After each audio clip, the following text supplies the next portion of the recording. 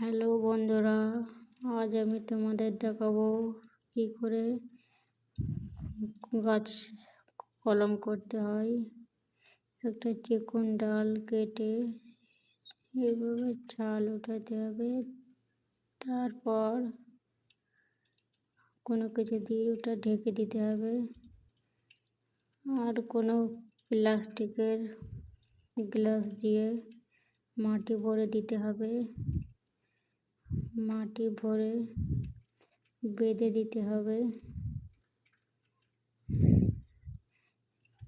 তারপর ৪৫ দিন পর ওটাকে খুলে দিতে হবে, দিয়ে ডালটা কেটে নিতে হবে। ডালটা কেটে একটা টবে পুঁতে দিতে হবে, আর জল দিয়ে দিতে হবে।